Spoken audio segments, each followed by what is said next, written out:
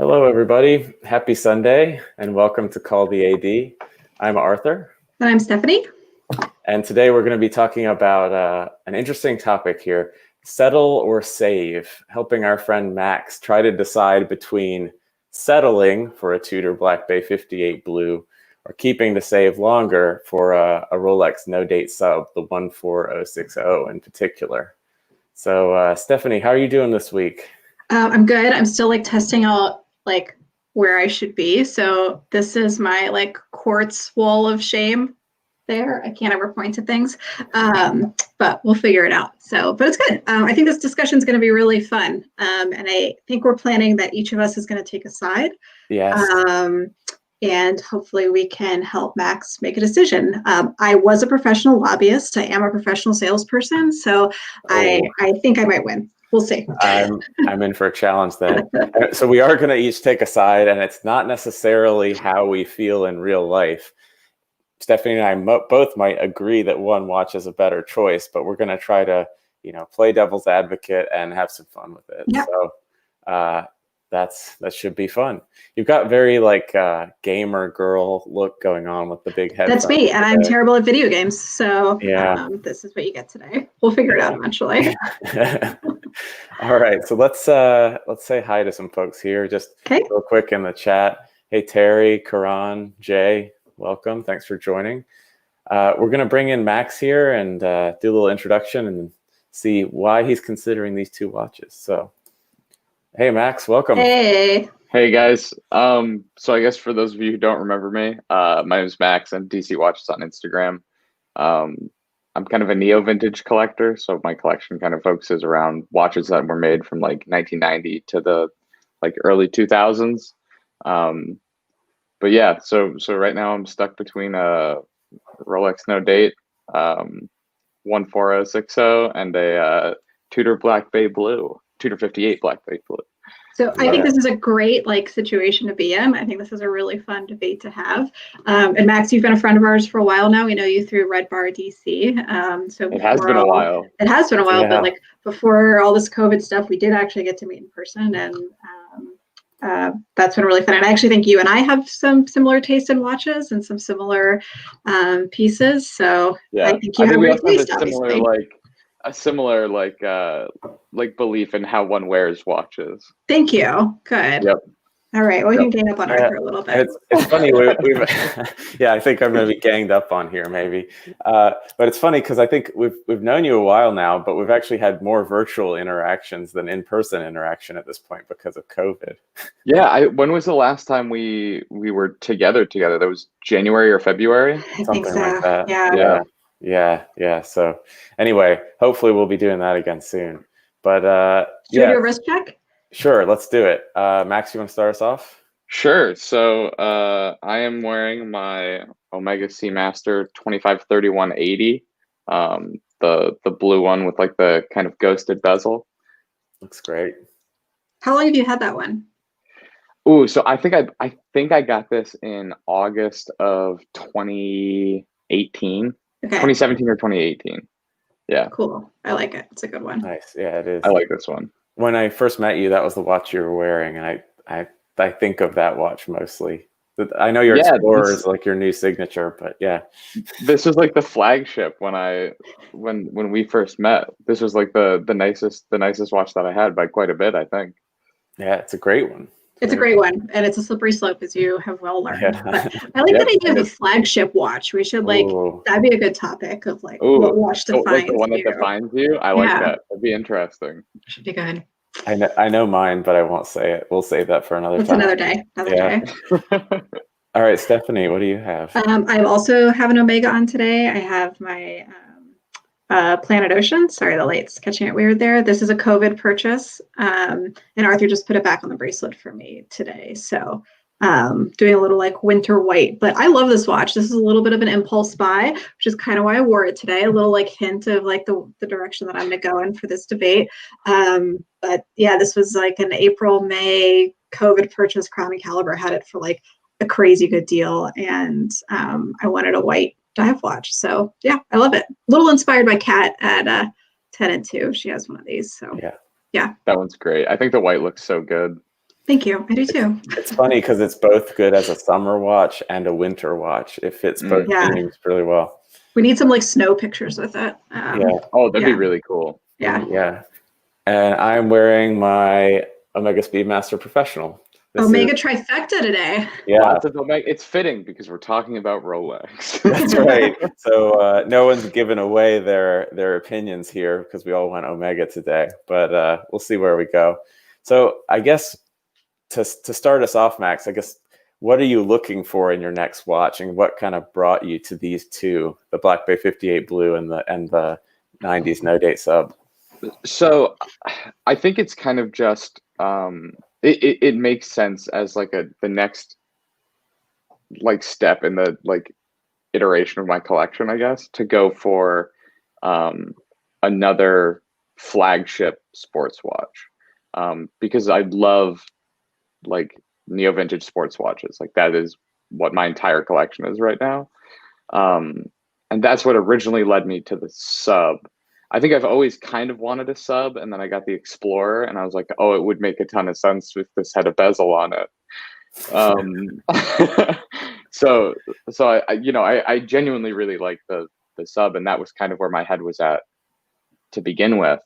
And then I started looking more at the 58 and the 58 Blue specifically because of kind of what I kind of viewed as a bit of a balance issue. Like if I buy a 14060, then I have five black watches if you count the no. So I'd have the sub, the Speedy, the Explorer, and the SKX. So I'd have 4 black watches and 1 blue watch. Or I could have and I mean the SKX is like kind of on the edge anyway, right? So it would really be like 3 like flagship pieces that are all black sports watches, and then the Seamaster. Or I could have the Speedy and the Explorer, and then the Seamaster and the 58. So it'd be two like high-end black pieces, two high-end blue pieces. Yeah. Okay. And then there's always like the argument of like immediacy. Like I can't get a sub right now. I still have like a little ways to go, but I can get a 58 right now. Right. Which is like, I mean, in the world of instant gratification, which we all love. So that's kind of why I'm so stuck right now, is because I feel like they both, and I feel like too, they both fit, you know? Right, like, they do, I think. Well, the sub is neo vintage, but the thing about the 58 is that what I love about neo vintage is I feel that it takes defining characteristics of brands and of like legacy watches that we all love, but puts it in a package that's more durable and is something you can wear every day. But that's exactly what the 58 is. Exactly. Yeah. It is exactly what the sub is, and it's exactly what the 58 is, which is why I'm so stuck. Yeah. Okay. That's helpful. That's helpful. And real quick, I think a good comment, you sort of mentioned them here, but Watch Medicine was bringing up. Can you just give a real quick listing of your collection again? We got some of the pieces in there, but so I have a Seiko SKX 007, so the black one. I have the Omega Seamaster 253180, so the blue Seamaster from the 90s. I have a 1994 Omega Speedmaster ST 145022, and I have the 14270 Explorer 1, so the 36 millimeter Explorer 1. Yeah, Stephanie's personal favorite as well, I think. Exactly. Yeah. So sorry, this would be your first like new watch, right? If I got the 58, it would be my first new watch. Yeah, I've never owned a new. I mean, the SKX I did get new, but like it would be my first new like high end watch, luxury watch. Yeah. Okay. And is the black dial, the gilt dial, in the mix at all, or you're really just on the blue? So I don't. I tried Arthur's 58 on right after he got it. Yeah. He let you And I wear it? remember That's nice. he let me drape it Wonder over what my that's like. wrist. Yeah. He let me drape it over my wrist without the clasp closed. with my hands underneath like this, just in case to You're catch such it. a pain in the ass, Arthur. I love it. Yeah. Yeah, I don't. There's something about the gilt that's like an extra, like to me, that's like an extra color, and it's like Okay. an extra color too much. Got it. Okay, fair Yeah. enough. Fair enough. Okay, I think I can. So we're gonna take sides here, Yeah. and It's like Crossfire. It's yeah. just as intense. So I'm gonna take the side of the 14060 sub, and Stephanie's gonna take the Black Bay 58 blue. So to start out, I mean, I think everybody watching live is probably familiar with these watches, but let's just do some quick screen sharing, and Stephanie and I will each walk through the features of these so we can kind of get it all in our heads and make sure we're all on the same page. So Stephanie, let's start out with the Black Bay. Okay. I'm going to share this picture for you. You want to talk us through it? Sure. So just like a quick little summary history of this, right? A couple years ago in March 2018, Tudor released the Black Bay 58 with the black and the gilt dial. And then 2 years later, so just like start of COVID, March 2020, Tudor released this navy blue version. There's no gilt on it. It's a little bit more of a modern look, in my opinion. Max, I don't know if that's a good thing or a bad thing. I like it. If I was to pick between a Black Bay 58, I would get the blue right now. Karan, I know you're listening. No, I'm not ready to send you my credit card, but this is the one that I would pick. He's like, always. But this does harken back to the 70s Tudor blue snowflake, which I think is really neat. The blues are very similar. And I think the blue is just a really stunning, I would say like matte, but like flat finish in a good way. And size-wise, it's 39 millimeters, 11.9 thick, and 47 lug to lug. You can get it on the bracelet or the strap. Max, I would assume you would get it on the bracelet and then play around with it. I do think that this one plays better on NATOs than the gilt dial one. I think you could have a lot of fun with it. I think you could dress it up, you could dress it down with different straps. And have some fun with color, which I appreciate. Has good water resistance at 200 meters for all of your diving needs, which I'm sure you're doing. I take my watches off to wash my hands. Yeah, that sounds right. I do that with my tradition. But and then it has a great movement. It's COSC. It's in house, and it's the MT5402. And I believe it retails at $33.75. So I think that's on a strap. I think it's 3,700 on the bracelet. Thank you for the correction. I just couldn't let you get away with it appearing it's too much of a value. Okay, all right. So I think that's a summary. Did I miss anything? No, I think that's good. Okay. The only other thing I'll say is like generally it's been very well reviewed. Some criticisms with the Black Bay 58 are the rivets in the bracelet. Some people don't love those. They don't bother me at all. Max, I don't know what you think about them, but just they don't bother me at all. Okay. I think it's kind of a cool touch actually. So I think that's that. Cool. Do you want to do your summary, Arthur, before I get my arguments? That sounds good. Okay. I just wanted to highlight some funny comments so far. Karan saying the blue will bring out the color in your eyes. Okay. And then I really like this one from Watch Medicine. Seems like you have 3 black watches, Max, in the voice of the legendary Edna Mode from The Incredibles. I'm not even going to try to imitate it. Darling, you need a touch of color in your collection. It feels like your watches are attending a funeral. Arthur, that applies to you too. Absolutely. I'm even worse. Color. Even worse. Okay, let's switch over. And as if anyone needs a reminder, I'm just going to talk us through the 14060 real quick here. Okay, so this is the Rolex No Date Submariner, which the particular reference debuted in 1990.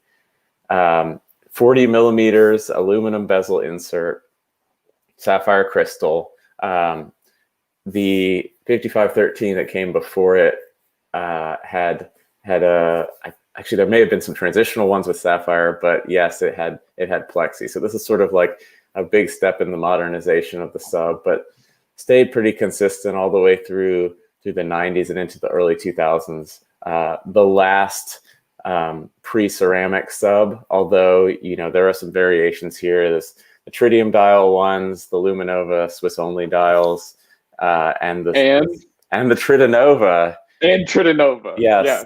For those that may not know, this is a version which was marked as though it had tritium on the dial, but actually had Luminova on the loom. So did I get that right, Max? Yep. And that like scratches my little itch for wanting something weird. Yeah. Okay. Cool. Okay. So we'll just say we're talking about a Tritanova here today. Oh, then it wins. Yeah. Okay. Uh-oh. I guess I'll just declare victory and we'll move on. So this is hollow end links, at least through in the generation we're talking about, and you know, some hollow links as well as a stamped clasp. So we're talking more of truly the pre-ceramic, non-milled bracelets from this era. Current market price for a what I would call a good one is probably about $7,500 on average. So yeah, that's I won't make my arguments yet, but that's the watch we're talking about. So I guess we'll give Max any initial reactions to seeing those two flashed on the screen there. Yeah. So Stephanie touched on something important with the Tudor for me, is that I love modern design. Like I think if you look at my collection, like modern design is pretty well established. And like the lug to lug on the Tudor, like 47 millimeters is just absolutely perfect. Like I can pretty much get away with anything under like 49.5, which is what my Speedmaster is. And then like the movement in the Tudor, I think it's a 70-hour power reserve, right? It is long. Yeah. And like $3,700, it's half the price of a sub. I mean, how do you, like, the watches are pretty comparable, like number wise, right? Except for the fact that the Tudor is half the price. But then with the sub, you get into the stuff that I really enjoy, right? You can have like a tritium dial, like I have on my Speedmaster. You can get a Tritanova dial, which is like, it's like ish the same kind of rarity as the Swiss only Explorer that I have. So it's like, it's really, I thought I had a decision made last week, and then we were talking this morning, and I realized that I have no clue what I'm doing. So this is a genuinely, hopefully, helpful show to do. Yeah. Okay, well, Max, I think we're going to try to like hold you to it at the end of this. Like, need you to like, let's see if you can make a decision at the end of this conversation. You can't just be waffly. See if you can do it. Yeah, we won't like actually hold you to it, but like let's see if you can make a decision. Okay. All right. So Stephanie, why don't we try to like alternate points, go a little bit head to head. Do you want to start out and tell us why you think the Black Bay 58 navy blue is the one? Sure, we can go back and forth a little bit, but I had like my like opening arguments run through. It's okay. Go for it. So first off, like on a joking note, Max, I think it'd be good for you to have a watch that was released when you were alive. Like let's do that. I think the time has come to have something that's a little bit more modern, that has come out in your lifetime. That would be a good step.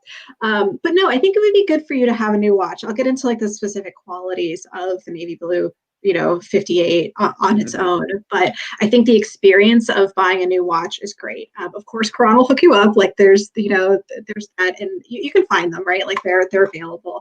But I actually really like the experience of bonding with a new watch. Like that every little tiny scratch, every little hairline, anything is yours, for better or worse. Like it drives Arthur crazy, but like for worse, yeah.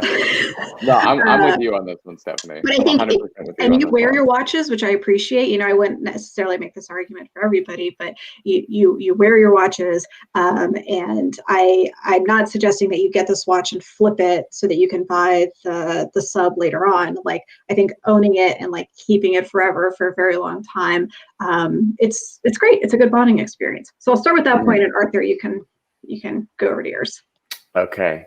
So my points in favor, where I'll start out for the sub, is it's the original. It's like the origin of the species and the archetypal dive watch. There's no hyperbole there at all. Nope. I mean, yes, the 50 fathoms came earlier. Yes, some of the original Panerais were earlier, but that is the icon that everyone thinks of when they think dive watch, or even sports watch in general. If you ask like a random person on the street which one of these watches in a lineup is like the classic sports watch, even if you erased Rolex from the dial, I think people would point to the Sub. So why would you pass up the chance to own an icon? That's where I'll start. Okay. I think I'm going to go a little bit like kind of in a different direction, not necessarily respond to that particular. Because there's no answer to that. Well, I mean, it is an icon, but the title of this is Settle or Save, and I don't see going with the Tudor Black Bay 58 as being something that's settling. And actually, I'm going to use Arthur as like his own point against him, is that he had this debate, right? Like Arthur, you were looking at 14060s, and you got like way down into the what kind of loom is on this, like what's the specific everything on which 10460 that you want. And in the end, when you got the Black Bay 58, you love it and you wear it, and I haven't seen you look at subs since. So I don't think this is a settling situation. I think it fills that void, and I think there are a lot of icons, Max, that you can like grow into and like add to your collection as things come down the road. But I think this is a great watch for you and a great watch for you right now. Like, and I will say, like, I'm a little bit more of an impulse buyer than Arthur is. So if I this was an impulse buy. Like I have a couple Novos who are impulse buys, but I mean, you're not an impulse buyer. You research things and have people debate for you which watches you should get.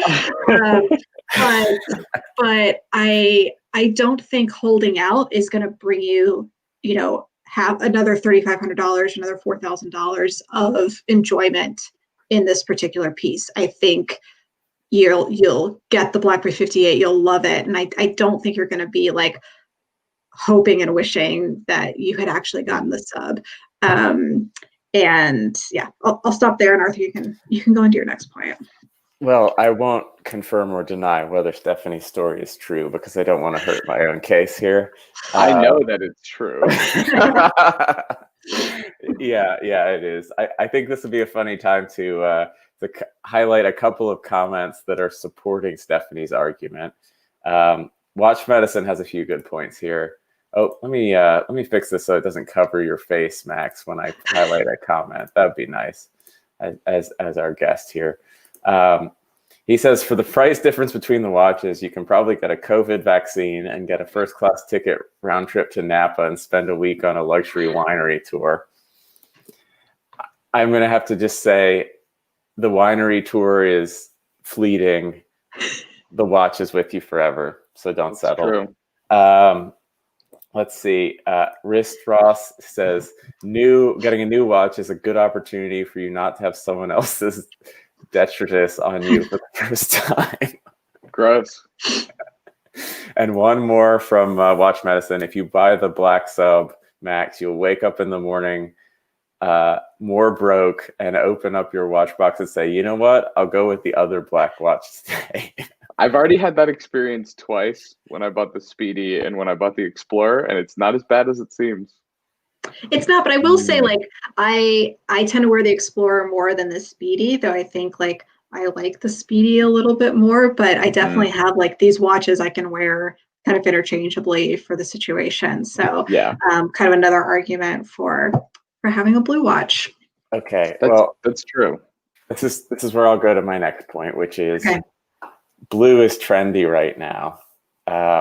So if you want to follow a fleeting trend, I don't like this argument, Arthur. Blue's my favorite color. Ah, geez. Come on. But it's, even if it's your favorite color, it's one of my favorite colors too. Even if it's your favorite color, it is a trend in watches right now. Everybody and their brother is stamping a new blue dial on a watch and shipping it out. And you can argue that the 58 blue was a response to the trend. I know you need to look at it objectively as to whether you like the watch, but if you look at it from the market perspective, it was a little bit of a like cash grab potentially by Tudor. The black has that versatility, and as you said, it's a gilt dial is adding another element. The black and silver of the Sub is just so classic, and you can add color if you want with straps and stuff. Whereas the blue, you're always locked into sort of like matching that with something you're wearing or a strap that you might put on it. I totally disagree with this, Arthur. Like, yeah, their blue watches are probably more popular than they were a while, but I think this is a trend that's here and here to stay. And like the blue itself is a very classic blue. Like even compared to, I think someone brought up in the comments, like the Smurf. Like this is like a classic blue you can wear with everything, like truly. And also in like these days, we're all more casual, so like you will be able to wear that watch every single day, no problem. So, and I don't think this is trendy. Like you're going to wake up in 10 years and say, oh, this blue watch is so 2020. Like I just don't see that happening. That would be a bad, yeah. year to associate. Yeah. It's not like car colors. Remember like car colors, like 10 years ago, everyone was coming out with that like disgusting brown color on cars. That's a trend that was like fleeting. Brown metallic. Yeah. Well, but blue is here to stay. It's classic. I don't think your point holds on that. You've got some backup here, Stephanie, from Oil Money Watches. Yeah, thank you. It's pointing out that the Blue Dial Nautilus and Royal Oak and Seamaster have been around for quite a while. Yeah. Okay, I'll concede on that point. I appreciate the backup here from Terry that the sub is the little black dress of the watch world. And Paul here has a really good point, which is owning the sub will take both of these pieces off your to own list potentially. I'm with him there. Owning the 58 just takes off the 58, and you might always want that sub. They could both coexist in the collection, but I would say go for the big one first if you can. Yeah, and I would say we've had that conversation before. The three of us have. I think it was the first time we met, or maybe it was the second time. But when I was thinking about getting a Speedmaster for the first time, and then when I was thinking about getting an Explorer, we had that conversation about like, do you settle? Do you go get like, for me, another Speedy reduced, or do you get like another watch with 369 on the dial? And then like, I didn't get another Speedy reduced. I did buy the Pro, but then I also bought like 3 vintage watches that had like Explorer dial layouts, and then I sold all of them at a significant loss and bought the Explorer anyway. But I think there's a point at like where do you draw the line? Like I want a little Longa 1, right? Like that's the watch I really want, but am I going to save and not buy another watch for 5 to 10 years so that I can save up and buy that? And that's an extreme, right? I'm not saying like that's definitely the way to go, but like there's some point of this like bite the bullet or like, oh, of course. Yeah. Right. Yeah. The timeline is definitely something I'm considering, just because like, as somebody who does really love watches, is it worth doing like one watch? I mean, it's not even going to be one watch a year. It's probably like one watch every year and a half, or 2 years or something like that. At this point, just because I'm 22 years old. Fair enough. You were well on your way for your age, Tom. I was buying watches at a lot slower rate than that when I was 22. I wasn't really buying them at all. So there you go. I really like, this is an interesting, this guy Shizzle, guy or girl Shizzle, says, which do you value more, the journey the watch has already taken or the journey you'll take a new watch on? That's pretty like a marketing campaign. Yeah, it's pretty romantic perspective, honestly. Well, I think that's pretty accurate with how I view watches, is with kind of like that romance of like, well, what was the story before it? Like one of the reasons I love my Speedmaster is like I have the original papers for it. I can't read them because the watch was originally sold in Japan, but it's cool to think like, during the story there, I don't know what it is. But yeah, like how did this watch end up with me? Like this watch was obviously sold in Japan in the mid 90s, but like that, that story from like before I was born to me ending up with it, like that's interesting to me. Yeah. Because I'm on the side of the sub today, I'm going to say, yeah, you only get that with that watch. But I have all kinds of other jokes about who might have owned a sub before you that I could make. I won't do it because it'll hurt my case. Used car salesman. Oh, jeez. Okay, I have some other arguments. All right, let's hear it. One is like, Max, this would be your most expensive watch in your collection. And while you do wear watches, which I very much appreciate, I think you would likely be a little bit more worried about wearing the sub than you would the Black Bay 58. The Black Bay 58 would be like new and shiny, and like how worried would you be about scratching it? So I don't know, like if I bought a vintage sub, even if it was all checked out and all like, everything was cleared, I still would hesitate to take it in the water. Like I still haven't gone swimming with my Explorer, which I know is a sin, but I haven't either. yeah. So I think you would probably find yourself, if you had both in your watch box, I think you would probably find yourself wearing the Black Bay 58 Black Bay 58 more than wearing the sub. And I'm just going to keep going through other points that I have. All you have to do is do the diligence and get it waterproof tested, and then you're fine. But do you trust it? Would you really trust it? So this is actually interesting because I had to get my Seamaster service when I was in college, and I did get it water tested. So I know that it's good for 200 meters. Excuse me, but I don't take it in the water. Yeah. I don't take it. This watch I will leave on to wash my hands. That was a joke. But I do take my Speedmaster off to wash my hands. I do take my Explorer off to wash my hands, even though I know that watch is water tested. When I wear my Explorer at my desk, I will sit with my wrist like kind of cocked like that, so the clasp won't hit the desk. Yeah, no, I sometimes put my hand down like that, so this is lifted too. Yeah. I had a pillow for a while resting on my laptop when I first got my Cartiers. I could rest there. It's still tight. It was a little silly. But that argument does really resonate with like the way that I collect and wear my watches. The other thing that I will say, like different topic, but why I think you'll wear the Black Bay 58 more is that you do have these icons in your collection already. And this one is an icon, but I think it's really unique. I don't think it's something that you see on the street every day. Like if Arthur ever spots a Tudor out in the wild, it's like, bro, I got you. There's a little bit of like a wink, wink. We're in this club.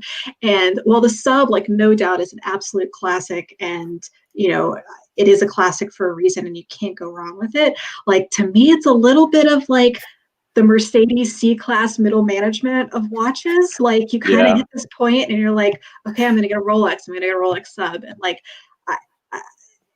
I don't know. I think the Black Bay 58 is like just a little bit more of a unique. Yeah. You dodge the cliche with the 58. Yeah. But that said, if you go for like the Tritanova 90s one and you have this specific thing in mind, that's finding the right one for you. That speaks to like your philosophy as a collector. So that was going to be my next point, which is the ability to develop patina. If you went for a full tritium dial, I know that's something you like. And with a 90s model, some of that patina would develop during your ownership, which is pretty cool, I think. So I had to throw that out as a pro for the sub. The other thing that I think is an important point here, like sure, the new Tudor is going to be waterproof. You have full confidence in that the moment you walk out of the showroom or whatever. But it doesn't have crown guards. It's like I'm like insulting my own watch. It's like neither does the Explorer. That's true, but that sub was designed from the beginning to be tough as nails and look out for situations like that. So it's just, to me, it's more of like extreme typing or like, I'm just answering you about confidence in the durability of the watch, So there. And I'm going to highlight some comments that are backing me up here. Oil Money Watches says, there's something to be said for setting a goal and achieving it through all of life's struggles. Instant gratification is cheap, fleeting, and ultimately unsatisfying. I had a COVID instant gratification watch. I don't know if you guys remember, but I did buy a Nomos. That's right. That's right. Yeah. I did. I bought a Nomos in March or April, and then I sold it in like June, I think. I had that watch for like 2 months, and it just wasn't, because I wanted a new watch, and I mean, it was like, do I buy the Nomos now because I think Mhm. Nomos is beautiful and like represents so much good watchmaking, or do I wait and buy an Explorer because I love the Rolex Explorer? Mm. And then I bought the Nomos, and then I sold it and used that money to buy the Explorer. Mm. And I worry that if I did buy the 58, that it would be something that I look at and I just think I could have put this money to a sub. But I don't know if I would still feel that way if I had it. Like maybe if I had it, it would be like, oh, this blows the sub out of the water. Like this thing is a tank. It's new. It's mine. I just am You very know, stuck. yeah, no, I mean, I get it. And if I hadn't seen Arthur go exactly through the same process, and given that you just went through this with the Novus and Explorer, I get it. But seriously, Arthur, I haven't seen you look at these again since you've gotten your Black Bay 58. You like got it. I feel like it checked that box, and you've moved on to other things. Not to say you won't come back to it. That was just because I wanted my first Rolex to be a GMT master. That was the Okay. change. All right. All right. That was it. I also think that split like explores an interesting dichotomy between Arthur and I as watch collectors. Like Arthur is a new watch guy, Yeah. whereas like I feel like I am a pre-owned neo vintage guy. Yeah. And that's where the sub would keep you in your theme. You'd be honest true. with that. Watch Medicine's calling us all out here that we're Totally arguing right. about meters of 100%. water resistance and crown guards, and yet we all like run away from rain to avoid damaging our watches. He just says, jump in the water if you get either watch. That's all. I was Fair washing the dishes with my Speedy on the other day, and I thought Arthur was gonna like lose his mind. It was fine. Everything's fine. Oh man. The last point I think I really want to make is I'm actually surprised you didn't go, Stephanie, for criticizing the feel of the bracelet on the 14060 with its stamped clasp and hollow end links and stuff. But I was going to actually spin it as a pro in terms of comfort, because those bracelets, it ends up making the watch wear lighter in a way that I think is positive, and the bracelets are super comfortable. And there's more micro adjust on the clasp than there is on the 58, which is a common complaint on the 58. So I got to say that. Yeah, this is more in the camp of 446. I like the bracelet actually. I think it's really nice. I like that it's light, and I think it'll like I don't know. It's more comfortable and easy to wear. I like it. And yep, Stephanie, I have to share an image that I think it'll help you out, but it's actually designed to help out anybody who's watching who might be in the market for a 58 blue. Our friend Karan in the chat took this image the other day, which I really shouldn't be showing to help my case, but he's ready to help anybody that's the point is that you can get that right, and Karan's great, he'll hook you up, but I think going the 14060 over, like it'll take you a while to find exactly the one you want, and I also think you'll hem and haw over that particular one for a while, right? Like I don't know, it was a lot for me to find my Explorer 1 and like exactly the one I wanted, and like I wasn't ready to pull the trigger until there happened to be like 10 on the market at the same time, all around like the price I was willing to spend. And even then it was like, analyzing photos in super detail, and did this one have the solid end links, did it not, like all of these going down a slippery slope. So yeah, I think Arthur firsthand experienced my mania around buying the Explorer 1. Yep. But you can navigate it, and when you get it right, it's all that much sweeter. So that's my Rolex plug. I will say that Arthur bought an Explorer 2 like 3 years ago, and thought he had picked out the perfect one, and that this was going to be his GMT to hold him over until he got a GMT master of a certain type. Got the Explorer 2, and there were just a few things that were off a little bit about it, and you ended up returning it and not buying it. Now, I wish you had kept it because those things didn't bother me that much, and you bought it at like $5,000, and now they're stupid expensive. Well, like 8,000. That was me as more of a new watch guy. That wouldn't be a problem for Max. It's my argument. I just want to highlight some other comments that the Black Bay 58 micro adjust, Paul's pointing out it can be a real problem for some people. Got it. And then Oil Money Watches is saying, stick to your collection theme, basically. Use the basic rules that you've kind of put in place for yourself to avoid mistakes and stay on track. So I think that's interesting because part of the issue is that I feel like the Black Bay, in a very interesting way, addresses the theme of my collection, except for the fact that it doesn't hit like this era that I collect. But otherwise, the characteristics are there. Like, I don't like ceramic. It isn't ceramic. I don't, right? It's not ceramic. Right. It's an aluminum bezel. Yeah. I don't like ceramic. It's not ceramic. I don't like, I mean, I guess like I don't like heavier bracelets with heavier end links, and it is going to have like heavier bracelets and heavier end links, but it like the way that the bracelet tapers and the design that they've gone with it is very much in line with what I enjoy. And like 90s modern design is still kind of expressed there, and it still preserves like a very iconic design, right? Like the French Navy diver that Tudor did, versus like the sub, which is as, I don't know if I would say they're as iconic as one another. They're similarly iconic, I guess.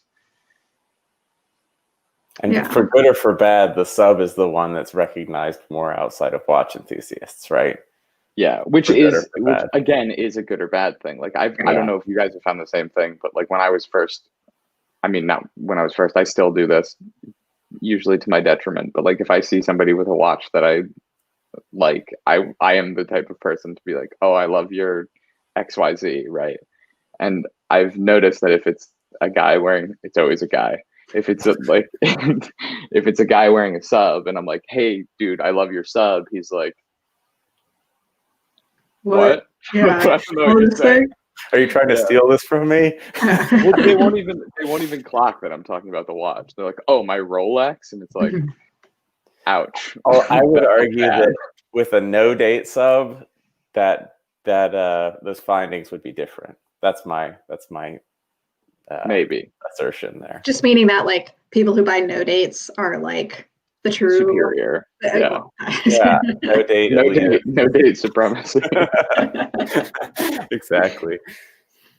Well, Stephanie, do you have any more points, or should we see how Max is feeling now? Well, I think let's do one other thing. Like this is kind of off the cuff here, but should Watch Medicine has a comment here. Like, should we bring up any like total wild cards that should be in the mix of these two? I think it was good to focus the discussion on these two.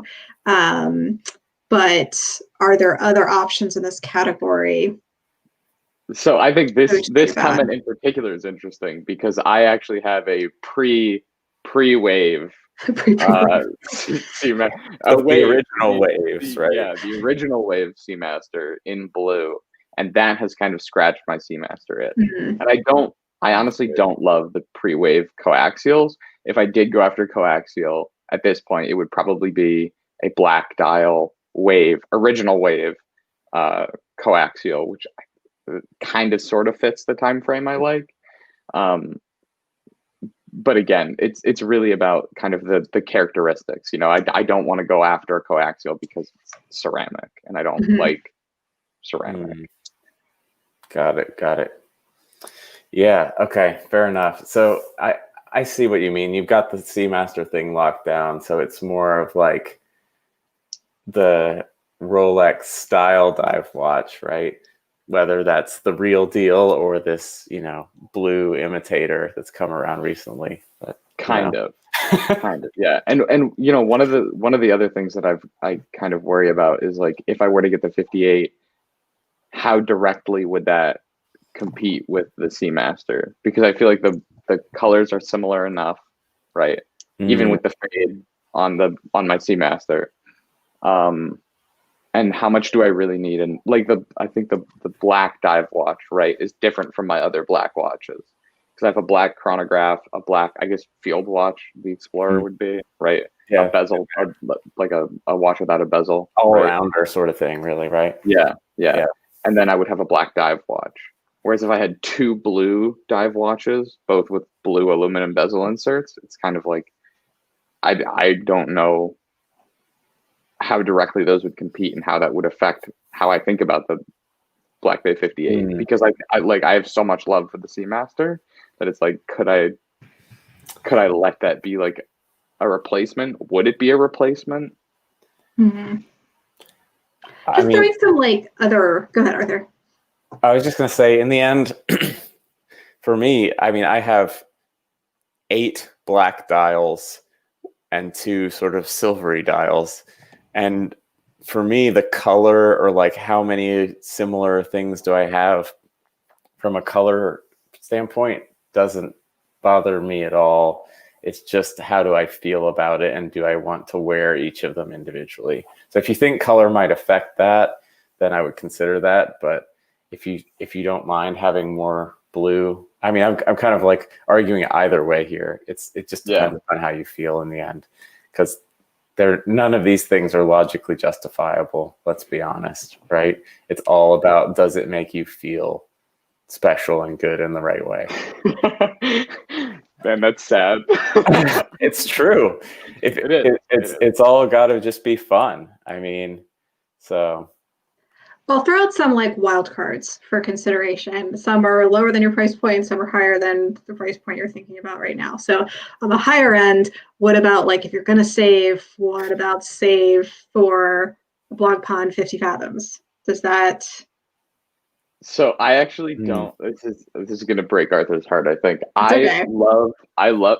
Oh, jeez. I love brutal Fathoms in terms of like I really admire that watch and the history of it and the legacy of it.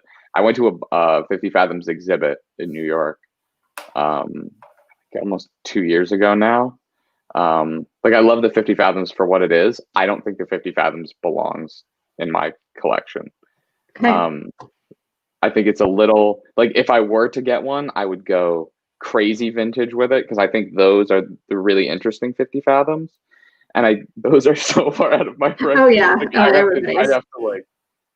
I have to like beg, borrow, and steal for that one. That like the original Hodinkee one or the original, Tornek Rayvilles and stuff like that. Yeah. Okay, and then a little bit like more on the less expensive end. Like, what about like one of the Longines heritage divers, like the Legend? Yeah, so I've actually thought considerably about the Hydra Conquest. Because those can be had for like around about $1,000. Yeah, I think so. I've thought about that, and that to me feels like it would just be a tide me over watch. Okay. I think if I went Longines, I would probably get something a little closer to like the Big Eye. Just because I feel like that's kind of the sweet spot for Longines. Like I don't know if I think like a Longines diver is necessarily like I like them. I think they're great watches, but again, it's kind of like where does it fit for me? And I'm not sure it fits that sweet spot for me. Okay. Yeah. Another one to throw in the mix. What about like an Oris Diver 65? See, this I've considered a lot. One of the people Arthur and I follow on Instagram. I don't know if you do, Stephanie, just not in the WhatsApp chat, which should be fixed at some point, in my opinion. I don't know. I want to be on that. If she wants constant notifications.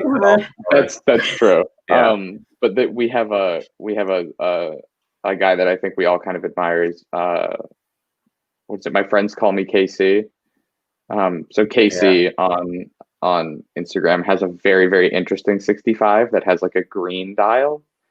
And I love that watch, and I would absolutely buy that watch. And the 65 has absolutely tormented me in this decision-making process, especially the blue one, not the dark blue one, but the one that had the powder blue-ish kind of one.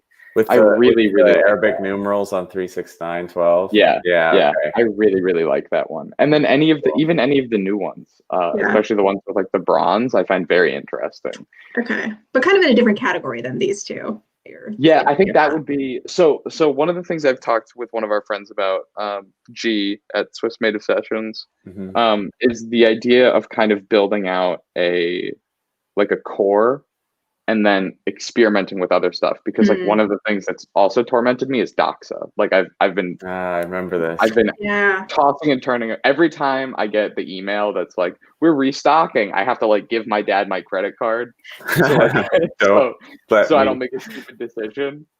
But I've been thinking about building this core of watches that I'll never move, and then after that doing the Oris Diver 65, doing the doxas, and having that kind of fun afterwards. You could probably get the Oris and the Black Bay 58 for... I think I could get the Oris, the Black Bay 58, and the doxa, and then still have money for straps.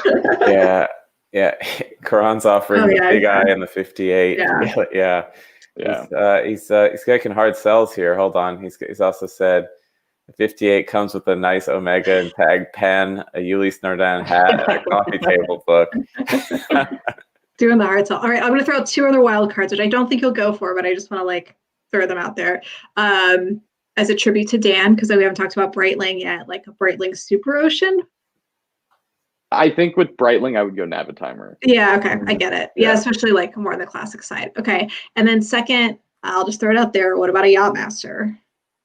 I am 22 years old. I don't have the. I think the Yachtmaster is far enough out for me where I don't know if I would be able to just like, I can sit for another couple months and wait for the sub. I don't know if I could sit for like another year and wait for the and wait for the Yachtmaster. And I don't know if the Yachtmaster necessarily expresses what I love about like modern Rolex design in the way that the sub does. I get that. I went down the Yachtmaster path for a little while because you can find some like okay deals on two-tones, which everyone knows I'm a fan of. But hey, two-tones are fun. Yeah, they are. And I love the Mercedes hands. So obviously that too. I love like the Mercedes hands. And one of the things I love about my Explorer, I've waxed poetic about it before, but in like the glossy black dial, you can see the reflection of the underside of the hands. And I love that. You'd get more of that with the 14060. None of that on the matte dial Tudor. That's all I'm saying. Okay. All right. Go ahead, Arthur. Left field suggestion, a 90s turnograph. That is a left field suggestion, and I kind of like it. But I think a 90s turnograph, again, wouldn't really be part of the core collection that I'm trying to build. Sure. That would be another thing that I like buy and try, and something I wouldn't feel bad about letting go. Right. Okay, Max, I guess it's that time. Decision time, like drum roll. At least for today, for this discussion. Which way are you leaning? So I think the interesting thing is that I wouldn't have. Also, real quick, Oil Money watches. I don't have a phobia over the coaxial. I think the coaxial is really, really cool. I just don't like ceramic bezels. So I would have to go for the black dial, pre-ceramic wave dial coaxial. But I already have that watch. It's not the coaxial movement itself that turns you off. It's other aspects of the modern. It's other modern pieces of it. Right. So if we had this conversation last week, like probably like legitimately this time last week, I think I would have said 58 blue, almost no question. I think there would still be a little like, oh, but should I save? However, I've gotten some good news in terms of like my career, and I think it makes the 14060 sub considerably more doable in a considerably more attractive time frame.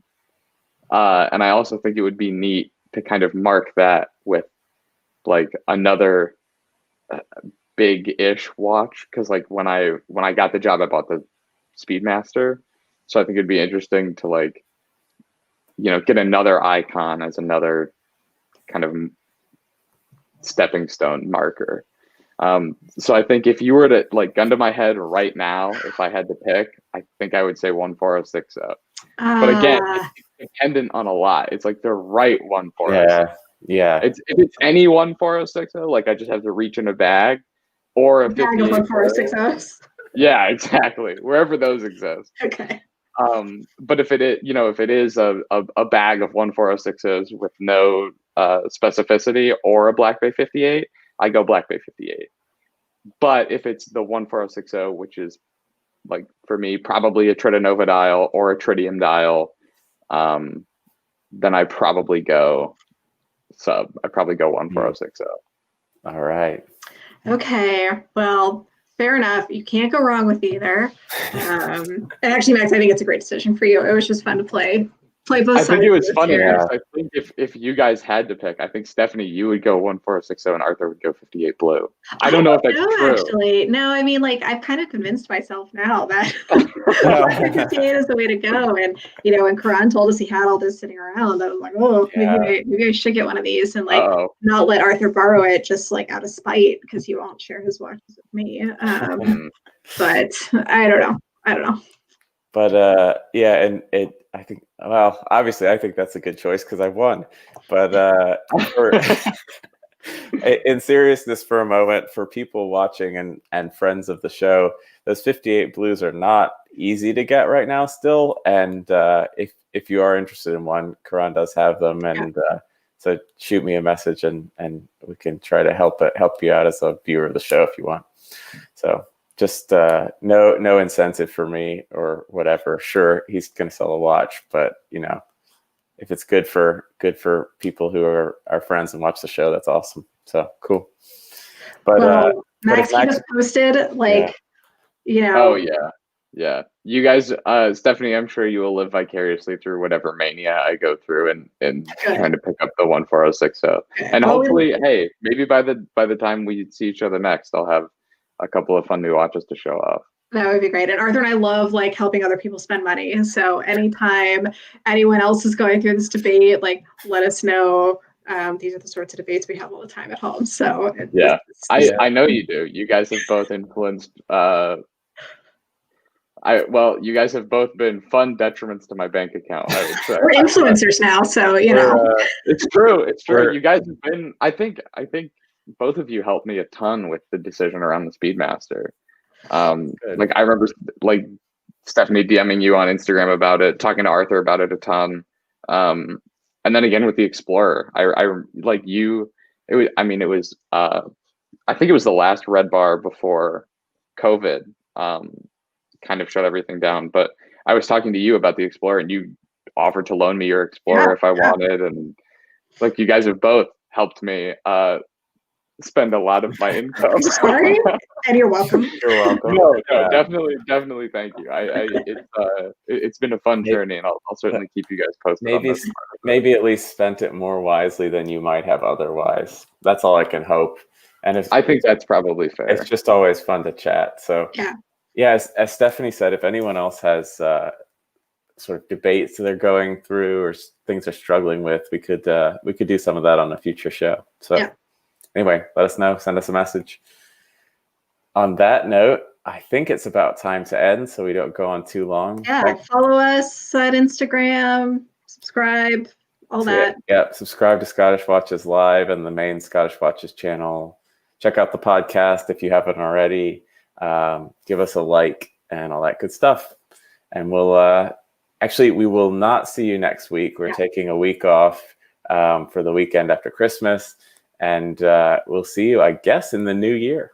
Yeah, I think so. Cool. Thanks again, Max, for joining us. And thanks for having me, guys. Thanks for everybody watching. Bye-bye. See you soon.